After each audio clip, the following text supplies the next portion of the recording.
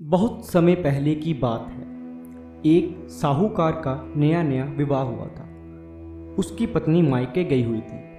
नया नया विवाह था, नई नई उमंग थी। साहूकार का परिवार भी कुछ खास बड़ा नहीं था। जो रिश्तेदार थे उनके घर से बहुत दूर थे। अब साहूकार को अकेलापन खाए जा रहा था। उससे रहा ना गया और साहूकार जा पहुंचा ससुराल। साहूकार की बड़ी आवभगत हुई, लेकिन ससुराल में तो अपनी पत्नी से खुलकर बात करना तो दूर, सूरत तक देखना मुश्किल हो रहा था। अगले ही दिन साहूकार ने कह दिया कि विदाई की तैयारी कर लीजिए, हमें निकलना है। अब संयोगवश वह दिन था बुधवार का। सास ससुर ने समझाने का प्रयास किया, बेटा आज बुधवार का दिन है, इस दिन बेटी की विदाई नहीं करने का रिवाज है। बेटी की विदाई या किसी भी शुभ कार्य के लिए यात्रा पर जाना बुधवार के दिन शुभ नहीं माना जाता। लेकिन साहूकार नहीं माना और कहा कि मैं इन सब बातों को नहीं मानता, आप हमें जाने का आशीर्वाद दीजिए। अब अपने दामाद के आगे सास ससुर की कहाँ चलने वाली थी। मन महसूस कर तैयारी करनी पड़ी। बेटी की विदाई कर दी गई। अब चलते चलते रास्ते में साहूकार की पत्नी को प्यास लग गई। साहूकार जैसे ही पानी लेने के लिए जाता है तो वापस आते ही उसकी हैरानी का कोई ठिकाना नहीं रहता।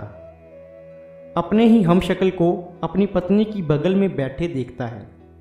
उसकी पत्नी भी एक शक्ल के दो दो व्यक्तियों को देखकर परेशानी में पड़ जाती है। जैसे ही साहूकार ने पत्नी के पास बैठे व्यक्ति से पूछा कि वह कौन है, तो पलट कर जवाब दिया, भैया मैं तो फला नगर का साहूकार हूँ और फला नगर से अपनी पत्नी को लेकर आ रहा हूँ। तुम बताओ तुम कौन हो जो मेरे वेश में यहाँ कबाब में हड्डी बनने के लिए आ धमके हो। ऐसे बहसबाजी करते करते दोनों में झगड़ा बढ़ गया। झगड़े को देखते हुए राज्य के सिपाही वहाँ आ पहुँचे और साहूकार को पकड़ लिया। अब सिपाही भी चक्कर में कि दोनों की शक्ल तो एक समान है। उन्होंने साहूकार की पत्नी से पूछा कि उसका पति कौन सा है। वह बेचारी का जवाब देती। तब साहूकार ने हाथ जोड़ लिए और भगवान से विनती करने लगा कि हे भगवान, यह आपकी क्या माया है।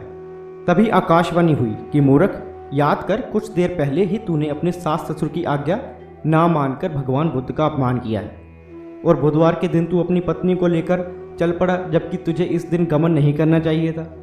यह स्वयं बुद्ध देवता हैं जो तुम्हें सबक सिखाने के लिए तुम्हारे वेश में है। तब साहूकार ने कान पकड़कर माफ़ी मांगी और आगे से कभी भी ऐसा ना करने का वचन किया और बुधवार को नियमापूर्वक व्रत पालन करने का संकल्प लिया। मान्यता है कि जो भी व्यक्ति इस कथा को कहता है, सुनता है या फिर पढ़ता है, उसे बुधवार के दिन यात्रा करने से किसी तरह का कोई दोष नहीं लगता है और समस्त सुखों की प्राप्ति होती है। बुध ग्रह की शांति और सर्व सुख से इच्छुक स्त्री पुरुष बुधवार को इस व्रत कर सकते हैं। ज्ञान, बुद्धि, कार्य, व्यापार आदि में उन्नति के लिए भी बुधवार का व्रत बेहद शुभ और फलदायी माना जाता है। बुधवार के दिन बुध देवता के साथ साथ भगवान गणेश की भी पूजा का विधान है।